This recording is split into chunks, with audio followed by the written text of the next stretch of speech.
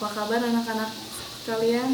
Ibu doakan mudah-mudahan kalian selalu ada dalam lindungan Allah Subhanahu wa taala. Amin. Alhamdulillah pada kesempatan kali ini kita bisa melaksanakan proses belajar mengajar dengan sistem daring. Ibu harap kalian tetap semangat dan bisa memahami apa yang Ibu sampaikan pada mata pelajaran kali ini. Untuk sekarang, untuk kelas 8, Ibu akan membahas tentang bab 4, yakni materi Semangat Kebangkitan Nasional 1908. Kalian ingat lagu yang Bangun Pemuda-Pemudi Indonesia? Itu adalah salah satu bentuk dari semangat juang para pemuda yang mana untuk lebih semangat dalam memperjuangkan negara kita. Kondisi bangsa Indonesia sebelum masa kemerdekaan. Indonesia untuk meraih kemerdekaan tidak mudah seperti membalikan telapak tangan, tidak.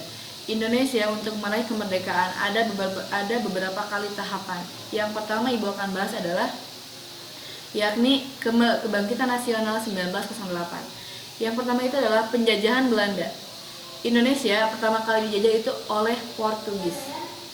Dan yang kedua itu adalah dari Belanda. Nah, Ibu akan membahas waktu penjajahan di zaman Belanda, yakni pada zaman VOC. Atau yang sering kita kenal dengan organisasi perdagangan. Penjajahan Belanda di Indonesia dimulai sejak berdirinya VOC pada tanggal 20 Maret 1602. Yang mana pada saat itu VOC membuat sistem politik kultur stelsel atau tanam paksa. Pada saat itu VOC memberlakukan sistem politik adu domba atau divide et impera. Pada saat itu masyarakat Indonesia yang sudah dijajah, kemudian sistem tanam paksa membuat masyarakat Indonesia itu diambil bukan secara fisik saja tetapi material juga. Yang kedua, saat itu berbagai bentuk kekerasan menimpa rakyat Indonesia dialami dalam berbagai kehidupan. Berbagai lapisan masyarakat Indonesia pada saat itu dijajah dan dipaksa untuk membantu Belanda. Yang ketiga, VOC mendirikan politik divide et impera atau politik adu domba yang mana pada saat itu VOC mengadu domba antar kerajaan ke kerajaan lain. Yang keempat adalah perjuangan sebelum 1908 bersifat kedaerahan karena pada saat itu setiap anggotanya tidak bersatu karena lebih memilih kedaerahan masing-masing. Ibu akan menjelaskan pahlawan yang dari ulama. Yang pertama itu adalah Sultan Hasanuddin. Sultan Hasanuddin berasal dari Sulawesi Selatan.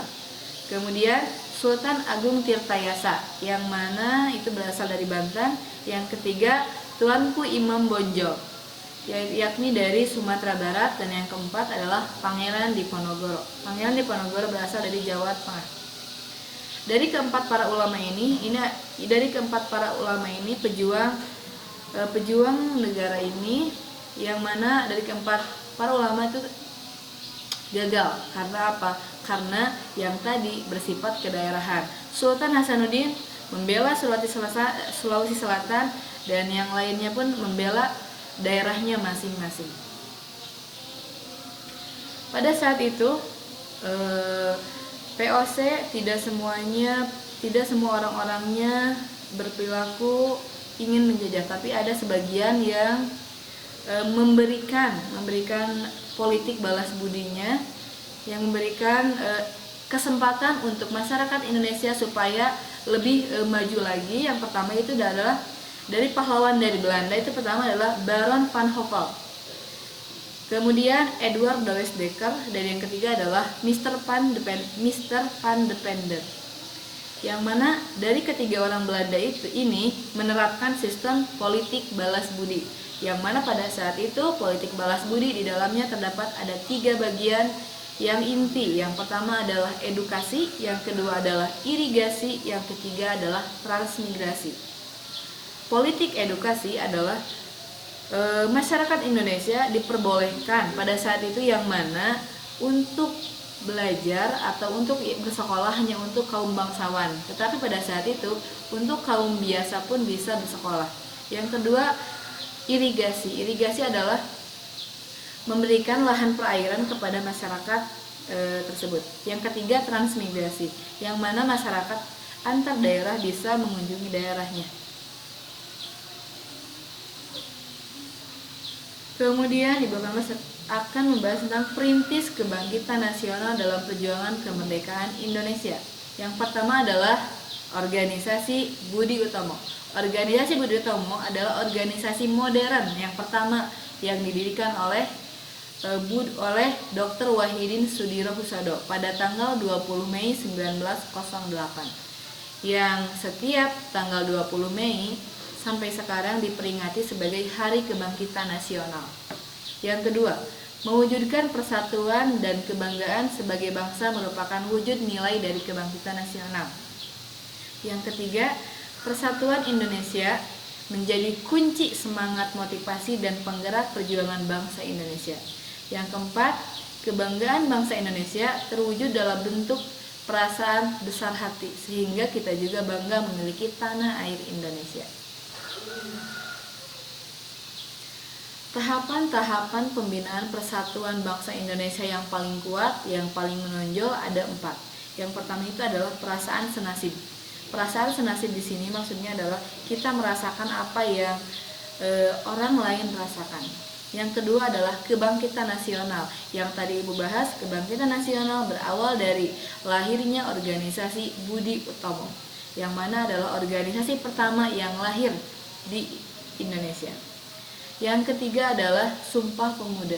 Sumpah Pemuda adalah pengikraran para pemuda yang mana dari persatuan para pemuda seluruh Indonesia yang disebut dengan YOM atau Zong Japa, YOM Kalimantan, YOM Banten, Celebes, Sekarukun. Itu adalah salah satu bentuk dari para pemuda-pemudi yang bersatu dan mengikrarkan janji, yakni Sumpah Pemuda.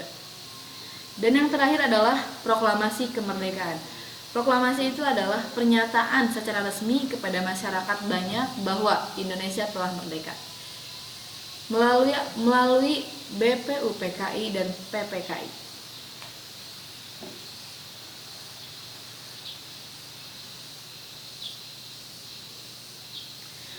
Kemudian nilai-nilai bangsa yang terkandung dalam Undang-Undang Dasar Negara Republik Indonesia tahun 1945. Nilai-nilai yang terkandung ya ini. Yang pertama itu adalah nilai religius. Nilai religius di sini adalah nilai yang menghargai agama lain. Yang kedua adalah nilai kemanusiaan. Nilai kemanusiaan di sini tidak semena-mena kepada orang lain. Yang ketiga, nilai produktivitas. Nilai produktivitas di sini adalah pemerintah memfasilitasi masyarakat supaya apa? Supaya masyarakat lebih aktif, produktif, dan kreatif. Yang keempat adalah nilai keseimbangan. Nilai keseimbangan di sini kita harus lebih peka dan toleransi terhadap masyarakat yang lainnya. Kemudian nilai demokrasi. Nilai demokrasi di sini adalah masyarakat Indonesia bebas mengungkapkan pendapatnya, karena Indonesia itu menganut sistem demokrasi yang mana dari rakyat untuk rakyat oleh rakyat.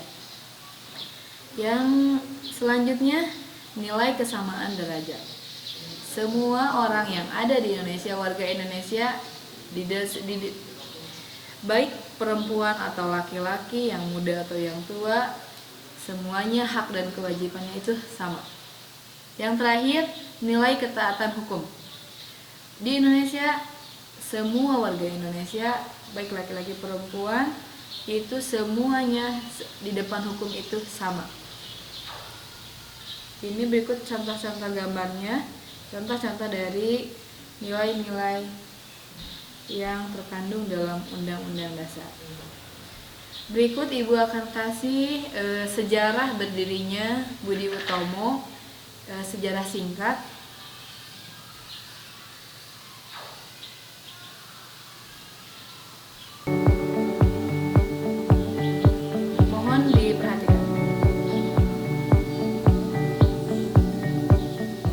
Masih ingatkah Anda berapa lama negara Indonesia dijajah? Dan berapa lama pahlawan-pahlawan kita berjuang, bertempur, dan berperang untuk mengusir penjajah? Ini adalah salah satu video kebangkitan nasional pertama kali adalah organisasi Budi Utomo, organisasi modern yang ada di Indonesia. Yakni secara bersembunyi atau gerilya. Mohon diperhatikan. Hingga pada suatu saat, perjuangan bangsa Indonesia tidak menggunakan jalan perang, melainkan dengan pembuatan organisasi tertentu. Zaman ketika Indonesia mulai mendirikan organisasi inilah yang disebut sebagai kebangkitan nasional. Dan dimulai dengan berdirinya organisasi bernama Budi Utomo dengan tujuan memperoleh kemajuan yang bersifat harmonis bagi bangsa. Maka, inilah kisah tentang sejarah organisasi Budi Utomo. Dr. Wahidin adalah seorang tokoh cendekiawan lulusan sekolah dasar dokter Jawa bernama Stovia yang sangat peduli atas nasib bangsanya. Pada tahun 1907, Dr. Wahidin Sudirohusodo memutuskan untuk berkeliling Pulau Jawa untuk mengkampanyekan peningkatan martabat dan kehormatan rakyat. Peningkatan ini akan dilaksanakan dengan membentuk dana pelajar atau study funds, yang merupakan lembaga untuk membiayai pemuda-pemuda cerdas tetapi tidak lanjut sekolah. Pada akhir 1907, Dr. Wahidin bertemu dengan Sutomo, seorang pemuda siswa Stovia. Melalui diskusi dan perbincangan inilah mereka sepakat mendirikan perkumpulan yang memperhatikan nasib bangsa yang dinamakan Budi Utomo. Pada 20 Mei 1908, pukul 9 pagi di Stovia, Sutomo menjelaskan gagasannya kepada siswa Stovia dan mereka sepakat akan hal itu. Terpilihlah Sutomo menjadi ketua Budi Utomo dan bahasa Melayu dipakai sebagai bahasa resmi organisasi tersebut. Pada bulan Juli 1908, sebanyak 650 orang tergabung dalam Budi Utomo dan tersebar di 7 kota, yaitu Jakarta, Bogor, Bandung, Yogyakarta, Magelang, Surabaya, dan Probolinggo. Budi Utomo menetapkan fokus pergerakan hanya di Jawa dan Madura, karena mendapat banyak pengaruh penjajahan Belanda. Pada awalnya, Budi Utomo ditolak oleh sebagian besar golongan kaum priayi atau bangsawan karena kaum priayi mendapat pendukung birokrasi dari golongan ningrat. Tetapi, Budi Utomo memperoleh dukungan dari kalangan cendekiawan atau kaum intelek Jawa yang peduli terhadap pendidikan bangsa. Kongres pertama Budi Utomo 5 Oktober 1908 diadakan di Yogyakarta sepakat menentukan pengurus besar organisasi berasal dari golongan tua. Hasil Kongres 1 Budi Utomo sebagai berikut.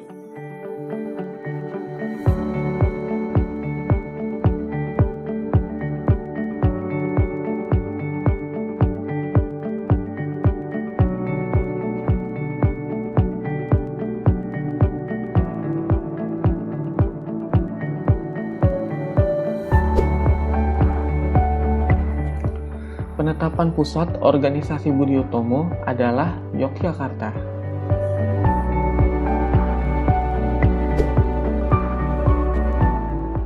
Pada tahun 1909, Dr. Cipto Mangunkusumo mengundurkan diri dari Budi Utomo untuk melaksanakan cita-citanya, yakni gerakan politik bagi seluruh rakyat Hindia Belanda.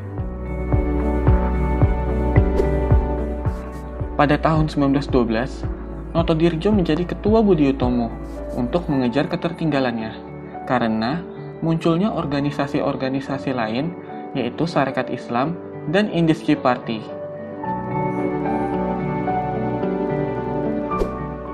Budi Utomo bergabung ke dalam gerakan PPPKI pada tahun 1927. Gerakan ini dipelopori oleh Insinyur Soekarno.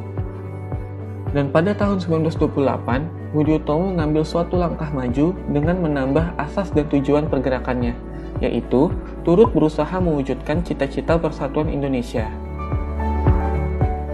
Usaha mencapai persatuan Indonesia dilanjutkan dengan melakukan fusi dengan PBI yang dipimpin Dr. Sutomo. Maka berakhirlah Budi Utomo yang berperan sebagai organisasi pergerakan di Indonesia. Namun, walau organisasi Budi Utomo telah berakhir, diharap Hari Kebangkitan Nasional perlu dimaknai, khususnya bagi generasi muda di era digital ini, yaitu dengan semangat persatuan dan kesatuan dalam setiap perbedaan. Karena, pada dasarnya, kebangkitan nasional yang diperjuangkan oleh pendiri-pendiri negara bertujuan untuk membangkitkan rasa nasionalisme menjadi bangsa yang berdaulat dan bermartabat.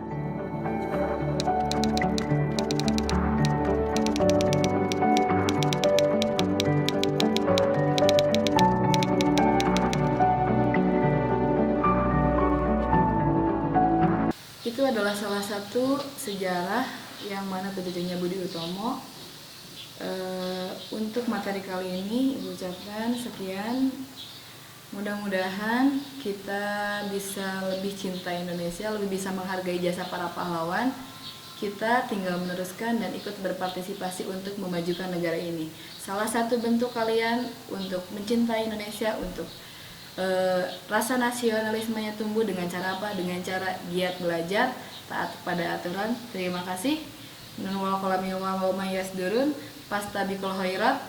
Semoga kalian menjadi insan yang rahmatan lil alamin. Assalamualaikum warahmatullahi wabarakatuh.